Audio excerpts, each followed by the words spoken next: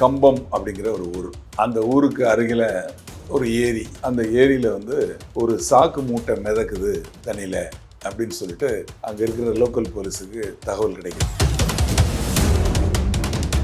காவல்துறை அந்த இடத்துக்கு வராங்க.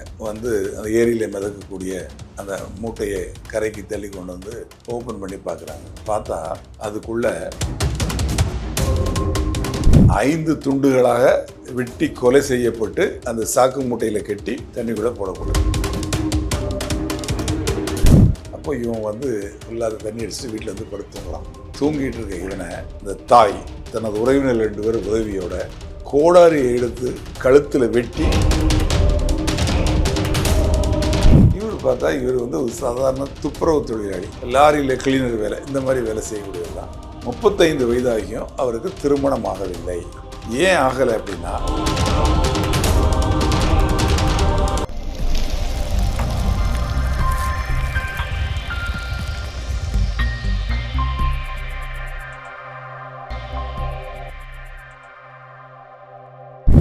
வணக்கம்.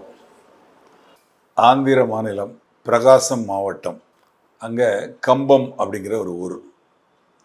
அந்த ஊருக்கு அருகில் ஒரு ஏரி. அந்த ஏரியில் ஒரு சாக்கு மூட்டை மிதக்குது தண்ணியில் அப்படின்னு சொல்லிட்டு அங்கே இருக்கிற லோக்கல் போலீஸுக்கு தகவல் கிடைக்குது. உடனே காவல்துறை அந்த இடத்துக்கு வராங்க. அந்த ஏரியில் மிதக்கக்கூடிய அந்த மூட்டையை கரைக்கு தள்ளி கொண்டு ஓப்பன் பண்ணி பார்க்குறாங்க. பார்த்தா அதுக்குள்ள ஒரு ஆண் 5 துண்டுகளாக வெட்டி கொலை செய்யப்பட்டு அந்த சாக்கு மூட்டையில் கட்டி தண்ணிக்குள்ளே போடப்பட்டிருக்கு. 5 துண்டுகளாக இருக்குது உடம்பு.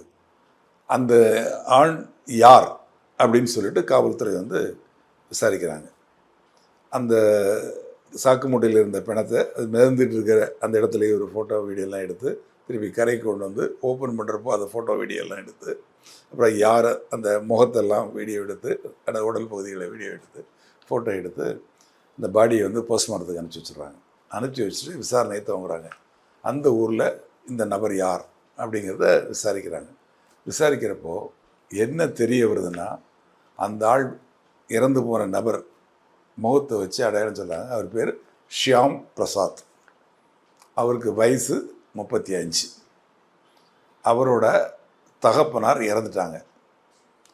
அவங்க அம்மா லட்சுமி தேவி அவங்க மட்டும்தான் அவங்க கூட இருக்கிறாங்க. அந்த லட்சுமி தேவிக்கு வயசு 57. தாயும் மகனும் மட்டும்தான் அந்த வீட்டில் இருக்காங்க.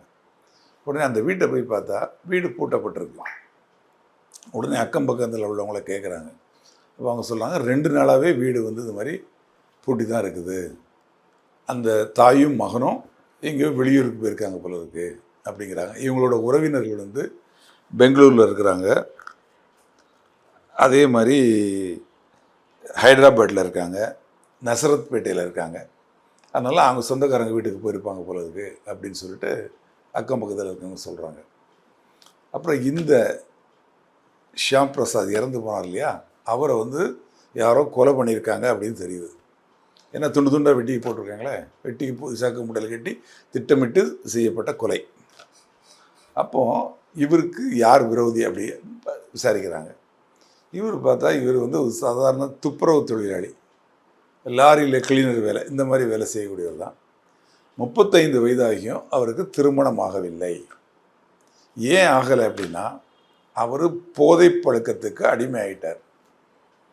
அதனால் அவருக்கு பெண் கொடுக்கிறதுக்கு யாரும் முன் வரலை.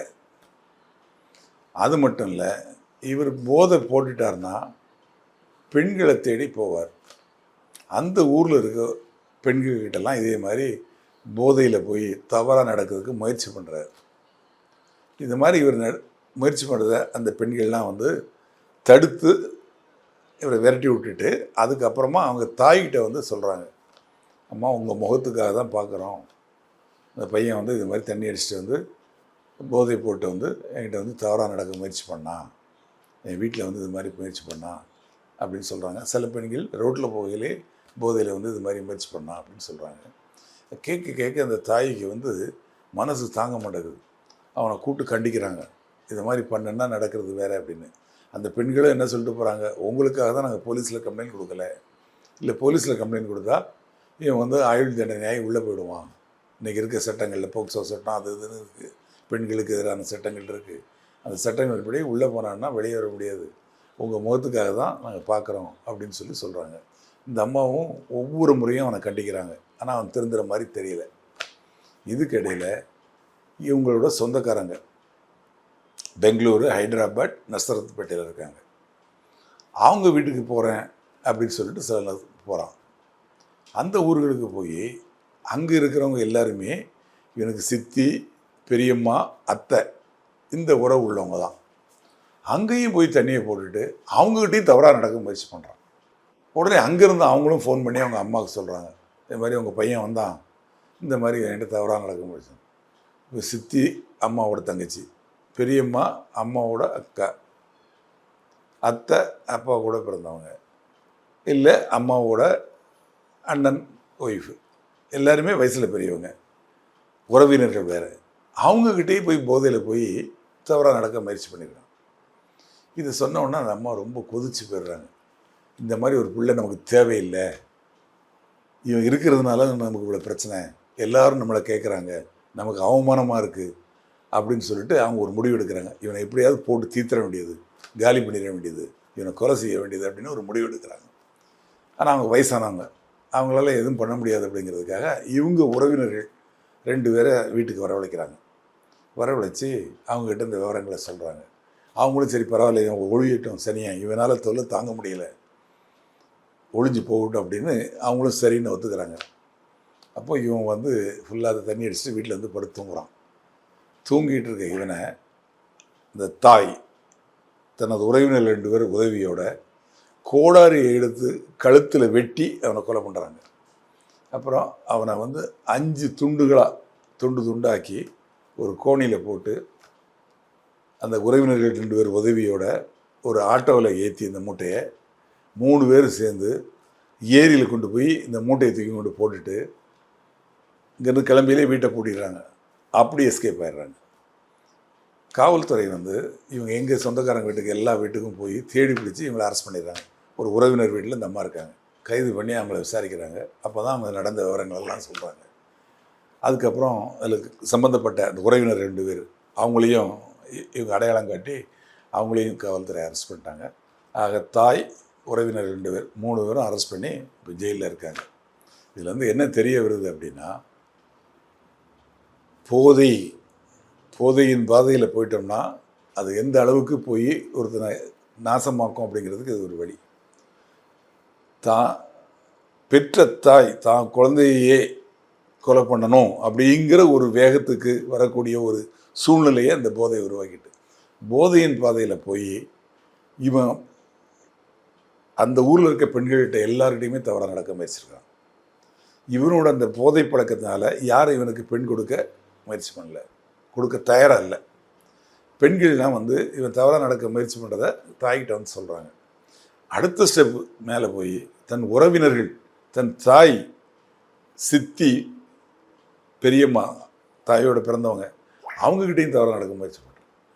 அது அந்த ஊருக்கு போய் அவ்வளோ தூரம் போய் அங்கேயும் போய் கேட்டால் இது மாதிரி தவறாக நடக்கிறதுனால அவங்க தகவல் சொன்னப்புறம் தாய் வந்து இது மாதிரி மகன் தேவையே இல்லை அப்படின்னு சொந்தக்காரங்களை வரவழைச்சி திட்டம் போட்டு என்னை கொலை பண்ணி என் பாடியை தூக்கி ஏரியில் போட்டாங்க. அதனால் நேயர்களே, யாரும் உங்களுக்கு தெரிஞ்சவங்க யாரும் இந்த போதைக்கு நோக்கி போகக்கூடிய சூழ்நிலை இருந்தால் அவங்ககிட்ட சொல்லி அவங்கள தடுத்து நிறுத்துங்க. இந்த மாதிரி ஒரு சூழ்நிலையில் நீங்கள் இருந்தால் தான் உங்கள் குழந்தைகள், உங்கள் குடும்பம் எல்லாம் நல்லாயிருக்கும். அதனால் போதையின் பாதையில் யாரும் போக வேண்டாம் என்று உங்களை அன்போடு கேட்டுக்கொள்கிறேன். இந்த வழக்கை பொறுத்தவரை கொலைக்கான காரணம் அப்படிங்கிறது வந்து ஓரளவு நியாயம்னு சொல்ல மாட்டேன், ஓரளவு நியாயமாக இருந்தாலும், ஏன்னா இறந்து போன நபர் செய்த அராஜகம், அட்டூழியங்கள் காரணமாக அந்த கொலை நடந்திருக்கு. கொலையை செஞ்சது அவரோட தாய். இது ஒரு திட்டமிட்ட கொலை. கொலை அப்படிங்கிறப்போ அந்த கொலைக்குள்ள தண்டனை, மேக்சிமம் தண்டனை அப்படிங்கிறது வந்து தூக்கு தண்டனை. இவங்க வந்து செஞ்சது வந்து திட்டம் போட்டு செஞ்சுருக்காங்க.